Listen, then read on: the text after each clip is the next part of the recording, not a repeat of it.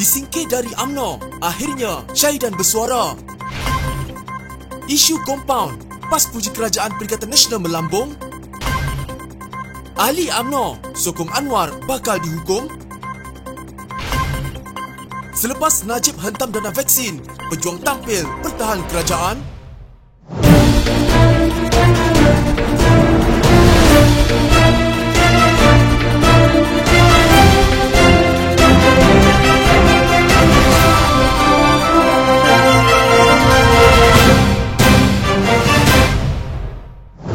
Bekas Pengerusi Badan Perhubungan UMNO Negeri Perlis, Datuk Seri Syahidan Kasim mengulangi pendiriannya sebelum ini bahawa beliau tidak akan sesekali meninggalkan UMNO meskipun tidak lagi menjawat jawatan sebagai Pengerusi Badan Perhubungan UMNO Perlis. Ahli Parlimen Arau itu berkata, beliau bukannya orang yang mengejar habuan politik, sebaliknya lebih mengejar perjuangan dalam memantapkan lagi UMNO di Perlis sehingga berhasil memenangi beberapa pilihan raya sebelum ini. Buat apa saya nak tinggalkan UMNO? Saya menang pilihan raya dan menjadi calon kedua yang menang dengan majoriti tertinggi di Perlis. Malah saya menang kerana orang UMNO sokong saya dan rakyat juga undi saya. Jadi sudah tentu saya tetap setia kepada UMNO. Apa yang saya bimbang sekarang ini adalah orang lain yang kecundang pendirian mereka kepada UMNO. Apa yang penting di sini adalah saya pernah menjadi komander UMNO Perlis untuk banyak pilihan raya dan kita menang. Persoalannya, adakah saya akan tinggalkan UMNO itu? Patut ditujukan kepada orang yang baru masuk UMNO kemudian diberikan habuan. Saya bukan kejar habuan politik, tetapi saya mengejar perjuangan dalam memartabatkan UMNO di mata masyarakat. Katanya kepada pemberita selepas selesai bersolat tarawih berjemaah di Dewan Warisan. Katanya pada masa sama beliau melihat kerjasama dengan penyandang baru jawatan itu, Datuk Seri Azlan Man, sebagai sesuatu yang positif dalam memantapkan UMNO Perlis. Namun di sebalik reaksi positifnya, beliau secara sinisnya berharap agar Azlan yang juga Menteri Besar Perlis supaya dapat hadir dalam mesyuarat perhubungan UMNO Perlis, di mana sebelum ini Ketua UMNO bahagian Kangar itu didakwa gagal menghadiri mesyuarat berkenaan. Kalau betul nak bekerjasama, itu sebagai satu yang positif. Cuma saya harap dulu masa saya jadi pengerusi, mesyuarat selalu tak hadir. Jadi kali ini harap dapat hadir mesyuarat. Saya juga tak mahu komen pasal beberapa akar umbi UMNO menolak pelantikan Azlan. Yang penting, saya nak pastikan seluruh bahagian Arau menang dengan gagah perkasa pada pilihan raya umum akan datang.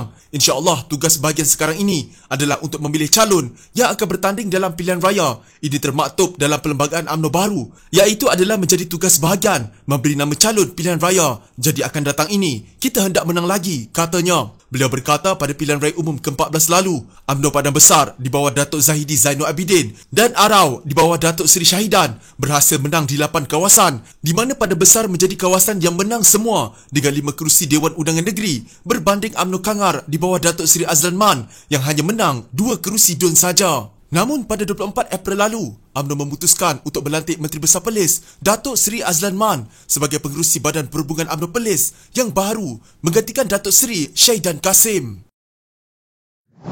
PAS menyifatkan tindakan kerajaan yang menggunakan budi bicara dalam isu kompaun terhadap pelanggaran prosedur operasi standard SOP termasuk dalam kalangan pelajar menunjukkan Perikatan Nasional mementingkan rakyat. Ini menunjukkan keprihatinan kerajaan Perikatan Nasional terhadap suara dan keluhan rakyat didengari dan diambil tindakan yang sebaiknya, kata Naib Presiden PAS Idris Ahmad. Namun menurut Idris pada masa sama, pihak kerajaan juga perlu meneruskan pendirian untuk tidak berkompromi dengan mana-mana pihak dalam menguatkuasakan prosedur operasi standard berkaitan wabak berbahaya dalam masa sama menerapkan elemen budi bicara di dalam setiap tindakan. Semoga rakyat dan negara ini akan sentiasa berganding bahu bersama-sama mengharungi fasa pemulihan dari pandemik wabak berbahaya, katanya. Dia berkata demikian mengulas kes 6 pelajar Kolej Matrikulasi Perak di Gopeng yang tular kerana dikenakan kompaun akibat tidak memakai pelitup muka dikecualikan daripada bayaran. Tindakan mengenakan kompaun itu menerima pelbagai kritikan daripada netizen yang mempertikaikan tindakan KKM itu kerana pelajar terbabit dikatakan tinggal di kolej sejak 5 bulan dan tidak dibenarkan keluar. Susulan itu, Esko Kesihatan Sains, Alam Sekitar dan Teknologi Hijau Perak, Muhammad Akmal Kamarudin dilaporkan berkata, kesemua mereka dikecualikan kompaun berkenaan selepas mengemukakan rayuan pengurangan bayaran kepada Kementerian Kesihatan Malaysia, KKM. KKM sebelum ini dikatakan mengeluarkan kompaun RM1,500 kepada beberapa pelajar yang tidak memakai pelitup muka atau meletakkannya di bawah dagu. Selain daripada laporan itu, Polis Kelantan juga dilaporkan sedang meneliti semula kompaun RM50,000 yang dikenakan terhadap 3 peniaga termasuk peniaga burger sebelum ini. Bekas Pengerusi Badan Perhubungan UMNO Perlis, Datuk Seri Syahidan Kasim menggesa Majlis Tertinggi dan Jawatankuasa Disiplin UMNO memberi lebih perhatian dan mengambil tindakan terhadap mana-mana individu dari parti itu yang melanggar ketetapan yang telah dibuat sebelum ini, iaitu No Anwar, No DAP. Beliau yang juga Ahli Parlimen ARA berkata, MT UMNO juga tidak boleh dilihat berdiam diri dengan tindakan membelakangkan keputusan parti termasuk menzahirkan sokongan terhadap Presiden Parti Keadilan Rakyat PKR, Datuk Seri Anwar Ibrahim untuk dilantik sebagai Perdana Menteri. Tambahnya, beliau turut merasa terhina jika sebarang tindakan tidak dilaksanakan dalam insiden membabitkan audio tular memandangkan namanya turut disebut dalam perbualan terbabit dan wujud perancangan dalam mengganggu ucapannya pada Perhimpunan Agung UMNO PAU 2021. Kalau ada orang yang pergi sokong Anwar Ibrahim, sokong DAP, maka orang itu kena diambil tindakan. Contoh, ada orang yang tulis surat kepada Yang di-Pertuan Agong untuk menyokong Anwar. Itu merupakan sesuatu yang tidak boleh didiamkan. Majlis Tertinggi nampaknya diam. Jawatankuasa Disiplin pun diam. Kena ambil tindakan kalau betul langgar keputusan parti. Kemudian baru-baru ini tular satu audio percakapan yang turut libatkan nama saya. Sebab nama saya disebut dalam ucapan tersebut, saya rasa macam betul-betul terhina kerana saya dirancang oleh pihak tertentu untuk nak ganggu ucapan saya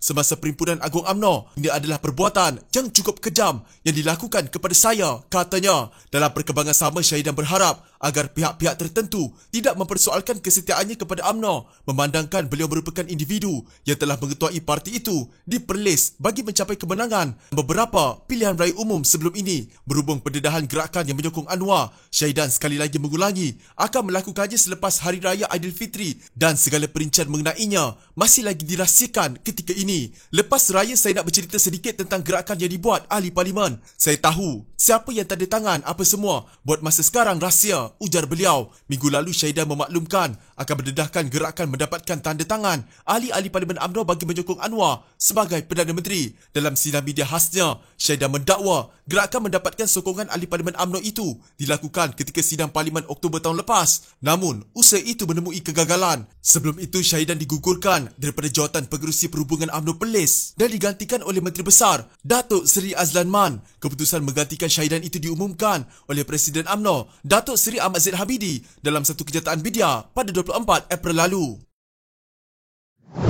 Presiden Pejuang Mukris Mahathir berkata, bekas Perdana Menteri Najib Razak tiada hak dari segi moral untuk mengkritik Menteri Keuangan Tengku Zafrul Abdul Aziz berhubung keluhannya mengenai hutang 1MDB. Mukris bersetuju dengan Zafrul bahawa skandal keuangan global itu menambah tekanan terhadap kewangan negara, terutama ketika wabak COVID-19 melanda. Katanya wang itu sepatutnya boleh digunakan untuk membayar kos vaksin. Bagaimanapun disebabkan penjarahan 1MDB, kerajaan terpaksa menambah hutang dengan meminjam atau menggunakan dana simpanan negara. Namun beliau, Najib, begitu lancang mencadangkan wang yang diperoleh daripada pelbagai pihak yang kononnya beneficiary 1MDB sepatutnya cukup untuk melunaskan hutang itu. Katanya dalam kenyataan, Mukris turut menyela Kerajaan Perikatan Nasional, khususnya pengakuan Perdana Menteri Muhyiddin Yassin bahawa kerajaan semakin kehabisan wang sedangkan mempunyai bajet persekutuan berjumlah 322.5 bilion ringgit yang diluluskan Parlimen serta 300 bilion ringgit lagi mengikut ordinan darurat. Kini lebih sukar untuk menguruskan gelombang wabak berbahaya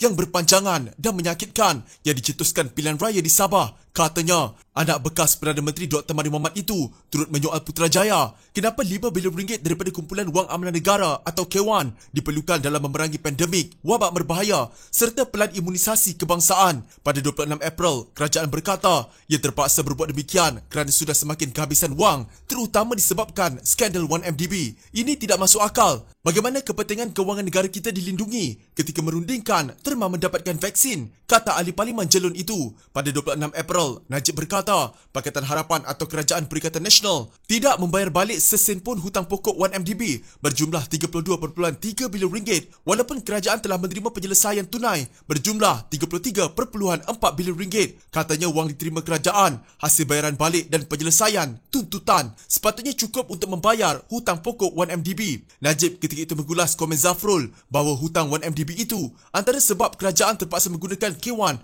untuk pembelian vaksin wabak berbahaya.